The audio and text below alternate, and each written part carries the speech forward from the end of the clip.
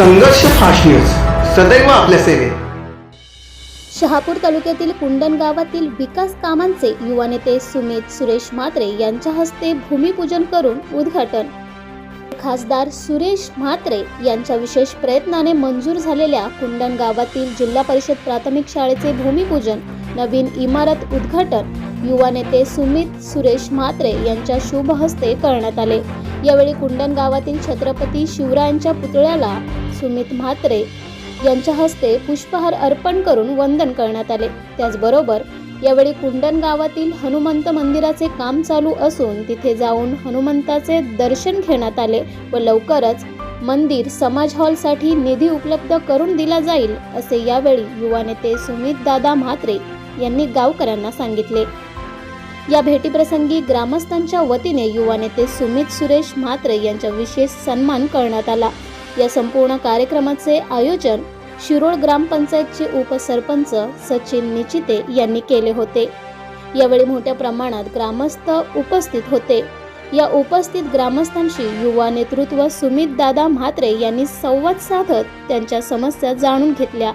यावेळी त्यांच्या समवेत शहापूर शरदचंद्र पवार पक्षाचे तालुका अध्यक्ष नंदकुमार मोगरे व युवक अध्यक्ष अविनाश साबळे, बबलू शेठ म्हात्रे, नरेंद्र पंडित, अंकुश भोईर आदी मंडळी उपस्थित होती. संघर्ष फास्ट न्यूज, अंकुश भोईर, शहापूर. काही दिवसापूर्वी सचिन भाऊ जास्त संपर्कात असतात. शाळेचा विषय होता, कुंडण गावाचा पण, फणसपाडा, मला वाटते विहिरीचा पाडा, त्यानंतर चाप्या पाडाचा, बरोबर ना, 4 ठिकाणी शाळेचा विषय होता. खरं तर आमच्या या लोकसभा क्षेत्रात जर सर्वात महत्वाचा कुठला प्रश्न असेल शहापूर तालुका किंवा मुरबाड तालुका, तर शिक्षण आणि आरोग्य सर्वात मोठा प्रश्न आहे. ते प्रश्न जर त्याच प्रश्नाला तोडगा काढला तर मला वाटते इथे लोक आहेत, त्यांची इच्छा आहे शिक्षण घेण्याची, त्यांची क्षमता आहे शिक्षण घेऊन त्याचा उपयोग करायची, कोणाचीही गरज भासणार नाही मला वाटतं, आणि समृद्ध होऊन जाईल हे दोन्ही तालुके. तर याच तालुक्याला शिक्षणाला पुढे हातभार करण्यासाठी आपण प्रयत्न करत असतो आणि त्या प्रयत्नाला यश देखील आलेले आहे.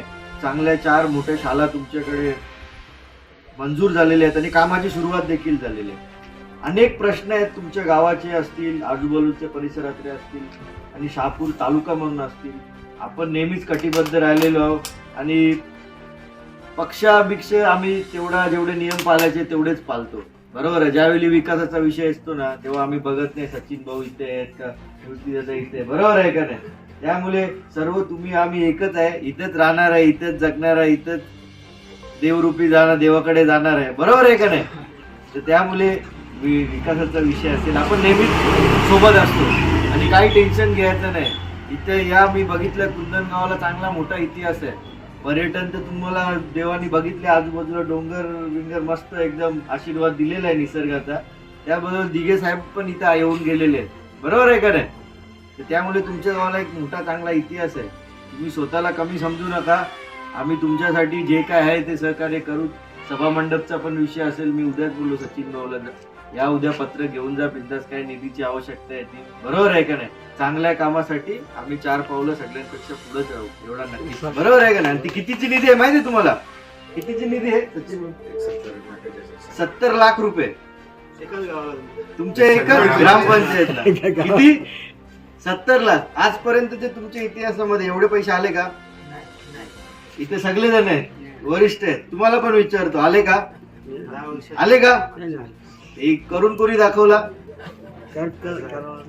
बरोबर आहे का नाही. हा, तर आम्ही आहे ना, तुम्ही कशाला टेन्शन घेता, बरोबर आहे. आणि शाळेत जातो नाही का आपण, आपल्याला 100% कधी मार्क भेटणार नाही, मी तुमच्या समोर सांगतो.